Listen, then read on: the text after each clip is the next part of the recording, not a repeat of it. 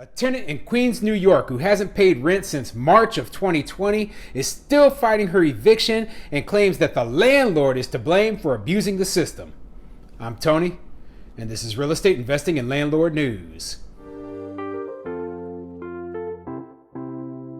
All right, so I have an interesting article for you today. And once again, it's coming out of New York. So obviously, the eviction moratorium was very, very tough on the New York City landlords. And, I've covered several articles and, it's kind of crazy when you think about it, but there are still landlords out there right now who haven't been paid since before March of 2020. And they haven't been able to get those tenants out of their units yet. It's crazy. So, we're talking about 2.5 years of a tenant sitting in a place, not paying rent, and expecting the landlord just to take it. So I feel definitely for the landlords up there who are dealing with this nonsense, okay? This could definitely push some people into bankruptcy, and it's just not right. Meanwhile, the tenants, they feel entitled. They feel, oh, you owe me. You have to keep me in here, okay? You need to be paying my rent, and that entitlement attitude, it comes from the mindset of, hey, we're victims. We need the government or someone else to take care of us and pay our bills for us. Yeah, it's too bad that you lost your job back in March of 2020, but it's 2.5 years later, okay? The lockdowns are over. The businesses are opened back up. You need to go get a new job and you need to start paying your rent or you need to go. That's it. Okay, and placing the blame on the landlord is absolutely ridiculous. The landlord is responding the way that they need to respond to keep their business viable. And you're just acting like a completely entitled, selfish jerk, in my opinion. So yeah, this article is going over this whole topic from the tenant's perspective. So I'm going to let you know exactly what I think as I'm going through it. But before I get into the article, go ahead, hit the like, subscribe button, maybe leave a comment down below. Let me know what you think. What do you think of this entitlement attitude that some tenants have, okay? Especially when it comes to paying the rent. Some of them, they have been sitting in their units for years now, not paying rent, and they believe that, hey, well, the government should be paying my rent for me, or the landlord should just be allowing me to stay here for free. Well, this is the real world, okay? You have to cover yourself. No one's going to take care of you at the end of the day.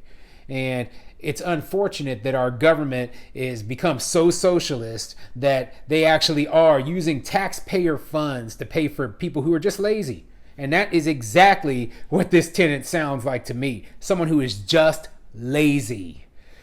Oh man, it's frustrating. And these articles, they really hit home because, hey, I had to accept rental assistance from a tenant of mine who did not pay me because, they lost their job during the pandemic. And that's ridiculous.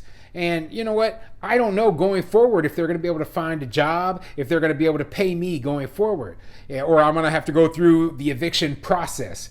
All I know is that they expected the government to cover them, and they got lucky, and the government actually did pay me. So, it shouldn't be that way, though.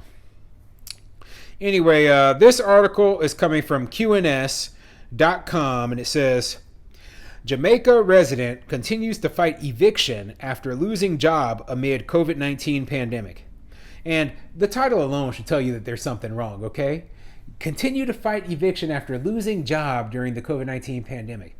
If you lost your job 2.5 years ago and you haven't found a job yet, there's something wrong with you, okay? You're abusing the system, not the landlord. Anyway, let's get into this article and see what it says. A small group of protesters gathered outside Queens Housing Court on Wednesday, August 31st, to support Jamaica resident Elisa Fernandez, who faces eviction after being shut out of federal aid during the COVID-19 pandemic.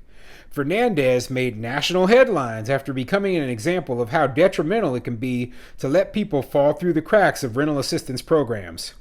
When the pandemic began in March 2020, Fernandez and her roommate lost their jobs. Their landlord raised their rent, and as they were unable to pay, eviction proceedings began. So yeah, that is the right of the landlord to, hey, if you can't pay the rent, guess what? You got to go. And if their landlord rose the rent, that's their right to do so as well. Okay? So I don't feel that you are telling the whole story either. Okay? Did the landlord raise the rent during the pandemic? I don't think so. It was probably months and months later when your lease needed to be renewed, but you hadn't paid rent yet. So, I mean, there's no reason why the landlord wouldn't be able to raise the rent then. So let's continue.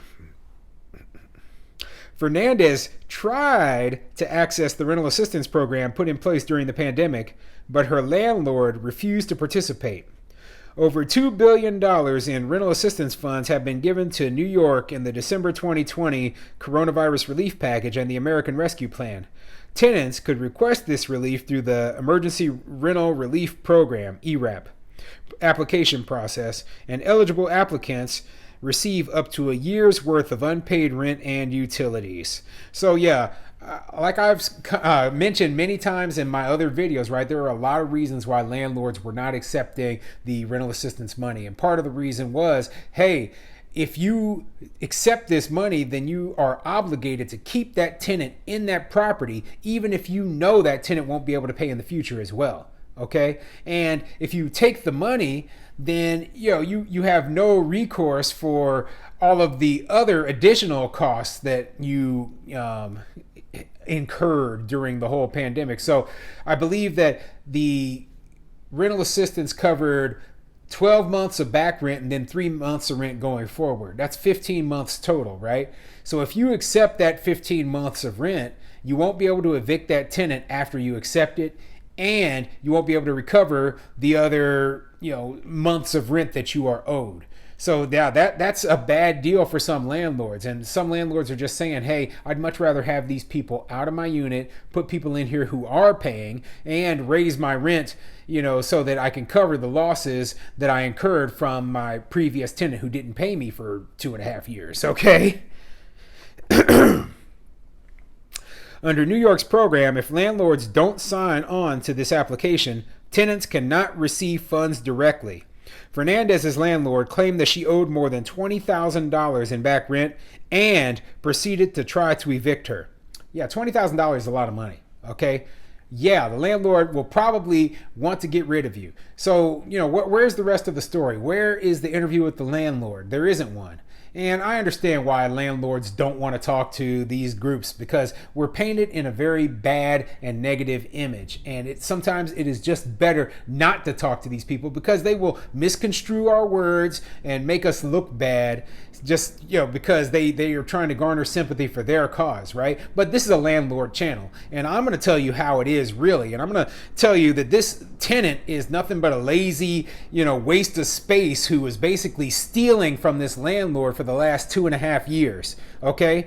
If you're staying in a landlord's building or unit for 2.5 years without paying rent, and then demanding that, you need to accept this rental assistance. And I'm like, well, you didn't pay me for 2.5 years. You didn't even try. So screw you. I'm evicting you, and I'm going to put somebody in here who will pay me and who doesn't treat me like their personal cash register. Okay? So yeah, there's good reason why a lot of landlords wouldn't want to have to deal with that stuff and just want to get rid of these bad tenants. On Wednesday, Fernandez was called to court, mentioning the good cause eviction bill would have prevented this, barring significant rent increases for tenants. Good cause prevents a landlord to abuse the system and use it as harassment, Fernandez told QNS. These landlords, they exploited people throughout the pandemic. They took the opportunity to raise rents all of a sudden when folks were struggling the most. Yeah, well, guess what? Good cause didn't pass. Fortunately, for now, the people in New York are still safe from that, okay? That's another, basically that would have implemented a permanent eviction moratorium where landlords no longer would have the ability to just terminate their leases at the end of their term.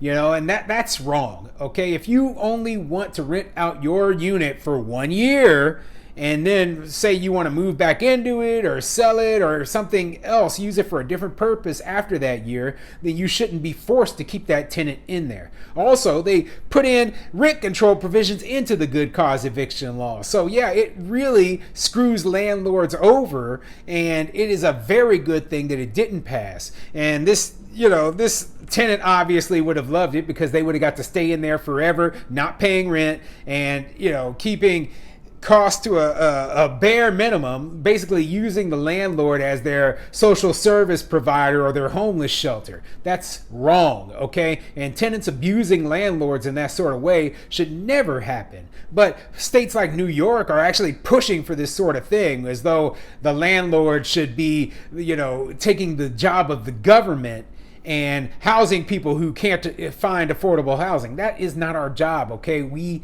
are running for-profit businesses, and our job is to make money for ourselves. There was also a group in opposition to Fernandez present at court, sharing that the pandemic hurt them as well, and they struggle to pay for housing just like their tenants. Julie Yee, who owns a house in Forest Hills, is currently living with her mother as she tries to evict her tenants, who she claims have not paid rent for 19 months.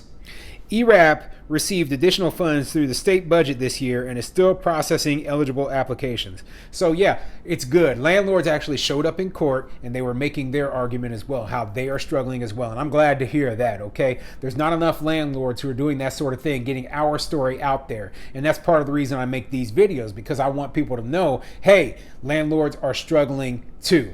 Now, obviously, the majority of people who are watching this are going to be other landlords, but there are some tenants, there are some other people in, different areas who are watching my videos, and they need to hear the truth, okay? And maybe they'll tell that truth to someone they know, and eventually maybe it will get around to somebody who is in a place of power, and they can, at least empathize with the situation that we're put in.